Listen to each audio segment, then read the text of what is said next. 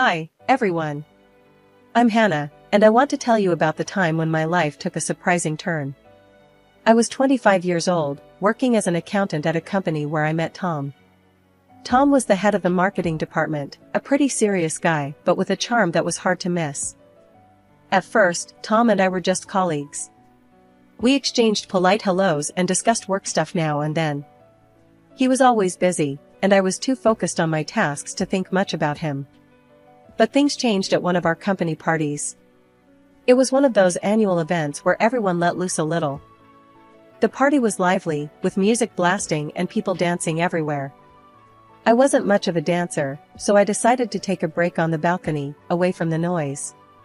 That's when Tom joined me. We chatted for a bit about work and the usual small talk. I noticed how his serious demeanor from the office melted away into a more relaxed and friendly vibe. We started talking about our lives outside work, our interests, and what we like to do for fun. So, what do you do for fun, Tom?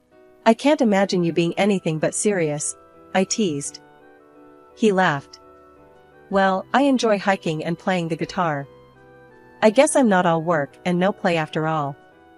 As the conversation flowed, there was a moment of silence. We looked at each other, and without thinking, we leaned in and kissed. It was spontaneous, unexpected, but it felt natural. Pulling back slightly, Tom looked a bit surprised. Wow, I didn't see that coming, he said, a bit breathless. Me neither, I admitted, feeling a mix of excitement and nervousness. But it felt right, didn't it? Yeah, it did, he agreed, smiling. The next day at work, there was a different energy between us. We started spending more time together, having lunch, and going for coffee breaks. Our first date was simple yet perfect. We went to a cozy little restaurant downtown. We talked for hours about everything, our childhood, our dreams, our fears. It felt like we had known each other forever. 2 years flew by, filled with countless memories and shared moments. One day, Tom suggested we take a trip to Hawaii. I was thrilled.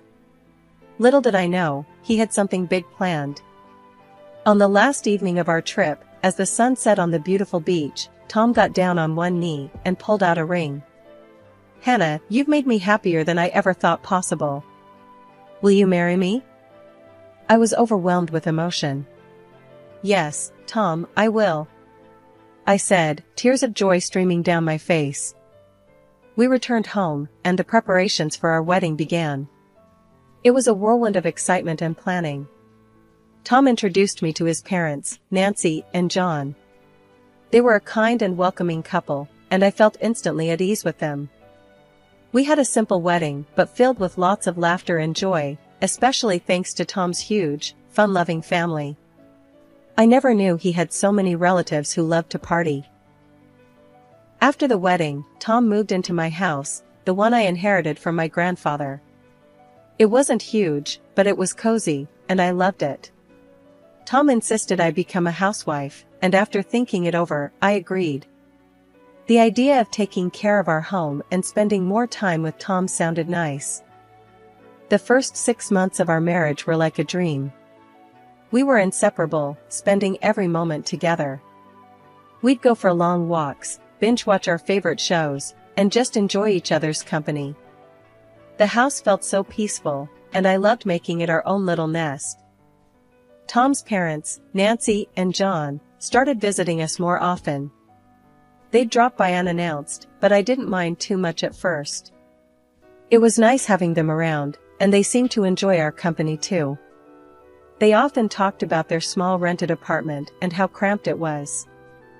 One evening, while we were having dinner, Nancy sighed heavily. I just wish we had more space, you know? That apartment is just so tiny. John nodded in agreement. Yeah, it's getting a bit claustrophobic. I tried to be sympathetic. I'm sure it's not that bad. At least you have each other, right? They laughed, but I could tell they weren't entirely happy with their living situation. Still, I didn't think much of it at the time. I was too focused on enjoying my life with Tom. As the weeks went by, Tom's parents continued to visit frequently. They'd stay for dinner and often hinted about how nice it would be to live in a bigger place. I tried to brush it off, focusing on the positive aspects of our time together. One afternoon, while I was preparing dinner, Nancy dropped by unexpectedly. "Hi Hannah, I thought I'd keep you company while you cook." "Sure, Nancy. I could use the company," I replied, trying to sound cheerful. She wandered around the kitchen, looking at everything. "You know, this house is really nice. So much space and so cozy." "Thanks, Nancy. I really love it here." She sighed again. "Our place is just so small. It's hard to even move around sometimes." I felt a bit uncomfortable but didn't say anything. I didn't want to be rude. After all, they were Tom's parents, and I wanted to keep the peace. As the months passed, I noticed Tom was spending more time talking about his parents and their living situation. He'd bring it up during our dinners and casual conversations. "Hannah, my parents really struggle in that tiny apartment. It's not fair for them, you know?" "I get it, Tom. But they seem to manage, right?" "Yeah, but still, I wish there was more we could do for them." I nodded, not knowing what else to say. I wanted to support Tom, but I also didn't want to disrupt the peace and comfort of our home. I hoped things would just work themselves out. One day, Tom came home and casually said, "Hannah, my parents need to stay with us for a couple of weeks. Their apartment is getting renovated." I blinked, a bit taken aback, but wanting to be supportive. "All right, Tom, I guess we can handle that," I replied, trying to stay positive. I figured I could get along with Nancy and John, since they seemed nice enough. A few days later, I saw a massive truck pull up outside our house. Movers started unloading a ton of furniture and boxes. I stood there, watching in disbelief as they filled our house with their stuff. "What's all this?" I muttered to myself, feeling a knot tighten in my stomach. Nancy and John arrived soon after, looking cheerful. "Thanks for letting us stay, Hannah," Nancy said, patting me on the shoulder. I forced a smile. "Sure, but why didn't you rent a storage room for all this stuff?" Nancy waved her hand dismissively. "Oh, I don't trust strangers with my things. It's just for a couple of weeks." I nodded, trying to hide my growing unease. For the first few days, they were polite and thanked me for letting them stay. I even started to relax a bit, thinking maybe it wouldn't be so bad after all. Tom suggested we have a family dinner to welcome them properly. I agreed, thinking it might help ease the tension. The night of the dinner, I worked hard to make everything perfect. I cooked a nice meal and set the table nicely. As we all sat down, Nancy and John seemed pleased. "Thank you, Hannah, this is lovely," Nancy said, smiling. I smiled back, feeling a bit more at ease. "I'm glad you like it. Welcome to our home." The dinner went smoothly, with everyone chatting and laughing. I started to think maybe this arrangement could work after all. Tom's parents seemed grateful, and I hoped we could all get along well during their stay. But as the days went by, I couldn't shake off the feeling of being overwhelmed by all their stuff crowding our house. Every room seemed to be filled with their belongings, and it felt like our space was shrinking. I tried to stay positive, reminding myself it was only for a few weeks. Despite the growing clutter, I continued to focus on keeping the peace.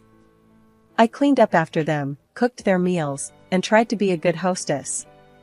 Tom seemed pleased with how things were going, which helped me stay positive.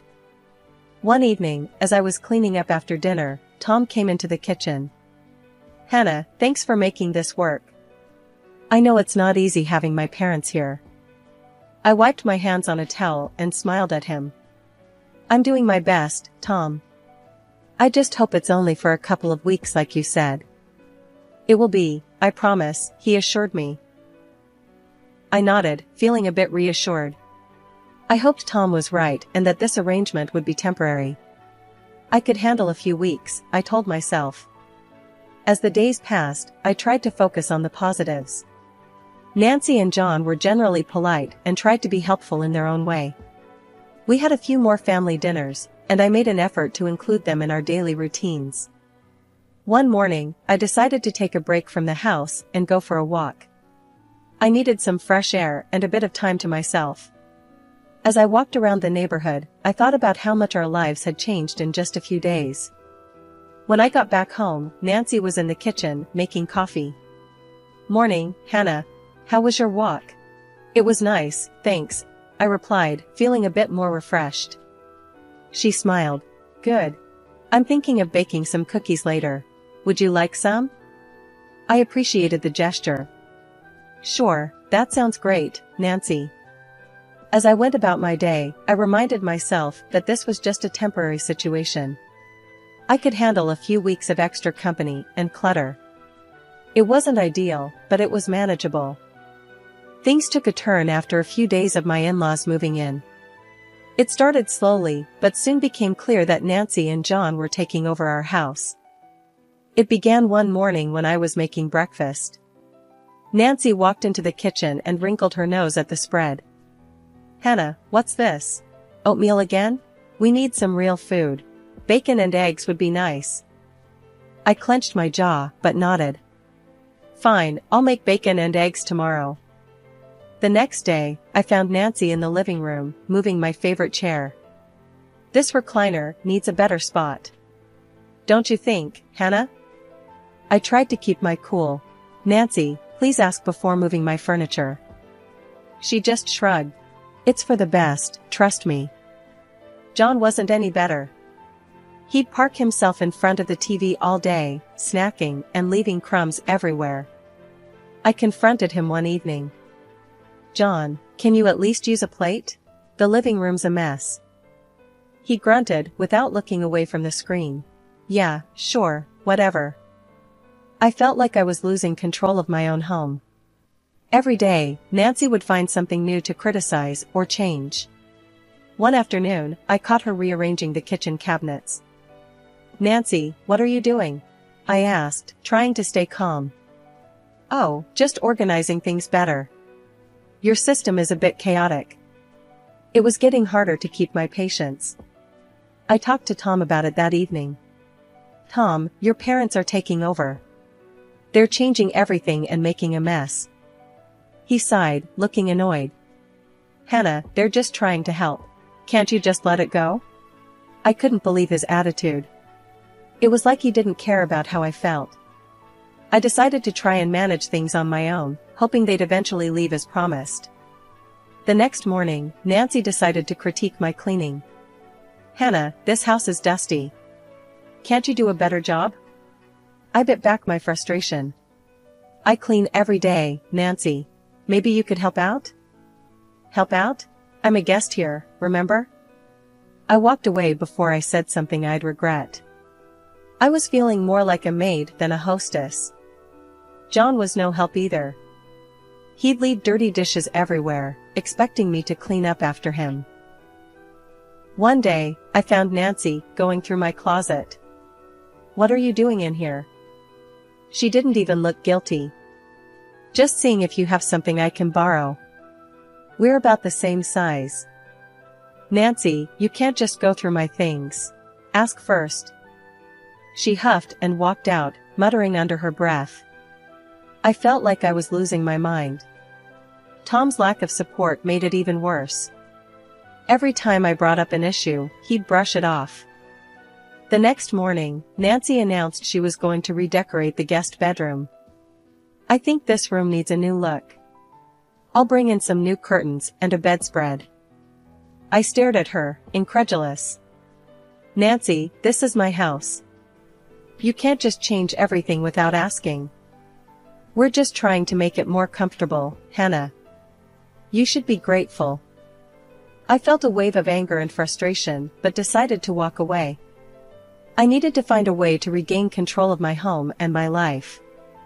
I hoped Tom would eventually see reason, but I wasn't holding my breath. Things had gone from bad to worse. Nancy, my mother-in-law, started taking my bank card without even asking. One day, I noticed charges on my account that I didn't make. It was Nancy, buying things for herself. I confronted her about it. "Nancy, you took my card without asking. You can't do that." She looked at me, unbothered. Hannah, we needed a few things. What's the big deal? It's my card, Nancy. You need to ask first. She shrugged and walked away, leaving me fuming. I decided to talk to Tom about it, hoping he'd back me up. Tom, your mom's been using my bank card without asking. This has to stop, I told him that evening. He barely looked up from his phone. Hannah, it's just some groceries and stuff. She can use it, we live off my income anyway. I walked away, feeling defeated. It was clear Tom wasn't going to support me. I felt like I was losing control of my own finances, let alone my house. A month passed, and there was no sign of Nancy and John leaving. Every day felt like a struggle to maintain some sense of normalcy. They were constantly going through my things, rearranging the house, and demanding specific meals. One evening, during dinner, I decided to bring up the topic. Nancy, John, when do you think you'll be heading back to your apartment? They both laughed, and I looked at them, confused. Tom finally spoke up, Hannah, they're staying here indefinitely. I don't have the money to rent them a separate place right now. I stared at him in disbelief. What? Indefinitely? Tom, we didn't agree on this. They're my parents, Hannah. They need a place to stay. I felt a wave of depression wash over me. This wasn't what I signed up for. Now I was stuck serving my in-laws, who acted like they owned the place. The kitchen was another battleground. Nancy had specific demands for meals and wasn't shy about making them known. Hannah, I want roast beef for dinner tonight. Make sure it's done right, she instructed one morning. I bit my tongue, trying to stay calm. I'll see what I can do, Nancy. Every day felt like a struggle to keep my sanity. Tom was no help, constantly siding with his parents. I felt trapped in my own home, forced to cater to people who treated me like a servant. One evening, I decided I'd had enough. I needed to confront Tom and make him understand how miserable I was. Tom, this can't go on. Your parents are treating me like a servant, and it needs to stop, I said, my voice trembling with frustration. He shook his head. You're overreacting. Just deal with it. I felt tears of frustration welling up, but held them back. It was clear Tom wasn't going to change his stance. I knew I had to find a way to stand up for myself and take back control of my life. As the days went on, I tried to set firmer boundaries with Nancy and John, but it felt like a losing battle. They continued to overstep, and Tom continued to defend them. So, one day I went for a run to clear my head and ended up taking a nasty fall. I broke my leg and some good Samaritans called an ambulance for me. After a long day at the hospital, I finally got back home in a taxi, exhausted and in pain. When I hobbled through the door on crutches, Nancy and John were sitting in the living room, watching TV. Tom was there too, looking annoyed. Nancy glanced up and said, "Where's dinner, Hannah? We had to order pizza." I pointed to my leg, still throbbing with pain. I broke my leg. I couldn't cook. Tom chimed in, clearly irritated. "Hannah, stop pretending. You can still cook." Pretending? I was at the hospital all day, Tom. I shouted, feeling the frustration boiling over. "No need to get dramatic," Nancy said, turning back to the TV. I was forced to cook dinner on crutches the next day. It was a struggle, but I managed to get something on the table. Nancy and John still found reasons to complain. A few days later, we were having dinner when Nancy dropped another bombshell. "We've invited our relatives over for Thanksgiving. Since you're laid up with that leg, you should move out for a couple of weeks. They'll need the space." I stared at her in disbelief. "You want me to leave my own house?" John nodded. "It's just for a couple of weeks, Hannah. You'll be in the way with that leg." Tom just sat there, not saying a word. I looked at him, hoping for some support, but he avoided my gaze. "You can't be serious," I said, feeling my patience snap. "This is my house. I'm not going anywhere." Nancy crossed her arms, looking defiant. "We've already told them they can stay here. I felt a surge of anger. You had no right to do that. This is my home, not yours. Tom finally spoke up. Hannah, just do it. It's only temporary. I couldn't believe what I was hearing. You expect me to leave my house so your relatives can stay here? With my broken leg? You're being difficult, Hannah, Nancy said, her voice cold. I felt my blood boil, but then a strange calm washed over me. I smiled, feeling a surge of strength. No, Nancy, you get out of my house. Tom exploded. Hannah, you're a freeloader. You live off my money. If you don't do what my parents say, I'll divorce you. I kept my smile, feeling a strange sense of relief. Fine, Tom. I agree to the divorce. He looked shocked, clearly not expecting that. You'll regret this, Hannah. I stood up, steadying myself on my crutches. No, Tom. I'm done with all of you. Pack your things and get out. Tom stormed out of the room, fuming. He called the movers right then and there, and within a few hours, they were loading up the truck with their stuff. I watched them, feeling a mixture of relief and anger.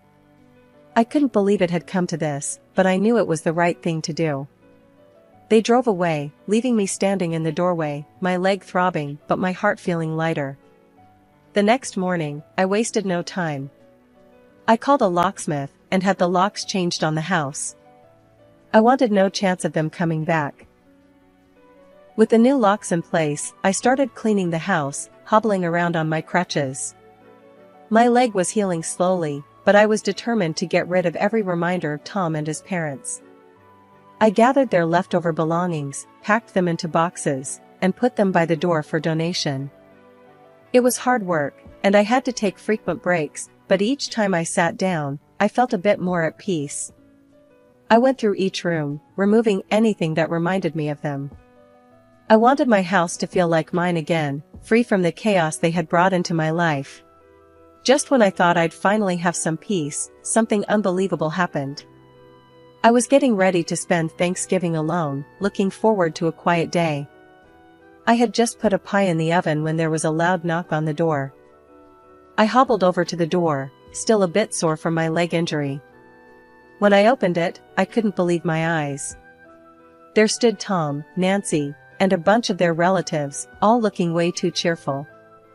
"Happy Thanksgiving, Hannah," Tom said with a big grin. I stared at them, stunned. "What are you doing here?" Nancy waved a key at me, looking annoyed. "We couldn't get in." "Why did you change the locks?" I took a deep breath, feeling my anger rise. "Because you're not welcome here anymore." "I changed the locks, because you're strangers to me now." Tom laughed, clearly not taking me seriously. "Come on, Hannah. I earn the money here. You can't just kick us out." I couldn't help but laugh too, but it was a bitter laugh. "Tom, I've got savings from my grandfather. I don't need your money. I can take care of myself." Nancy's eyes lit up when she heard about the money. "Oh, well, we came to make peace, Hannah. We should all live together as a family." I shook my head, feeling a strange calm. "No, Nancy. I don't consider you my family anymore." Tom looked shocked, still not believing I was serious. "You're really going to do this, Hannah?" I nodded and pulled out the divorce papers I had prepared. "Yes, Tom. Here are the divorce papers.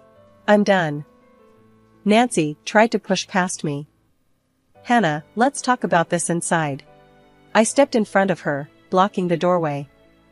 "No, you're not coming in. If you don't leave, I'll call the police." They all stared at me, completely stunned. Tom tried one last time. "Hannah, don't do this. Let's talk calmly." I shook my head. "No, Tom. I'm finally doing what's right for me. Now leave." They muttered and scowled, but they finally turned and left, throwing insults over their shoulders, calling me cruel and arrogant. I watched them go, feeling a huge weight lift off my shoulders. I closed the door and locked it, leaning against it for a moment, feeling a mix of relief and sadness. It was over. I had stood up for myself and taken control of my life. As the days passed, I focused on healing and rebuilding my home. I got rid of everything that reminded me of Tom and his family, creating a space that was truly mine. It wasn't easy, but every step I took made me feel stronger and more in control. I reconnected with friends, started new hobbies, and slowly built a new routine that made me happy. I was no longer living in fear or frustration. I had my peace, my home, and my life back,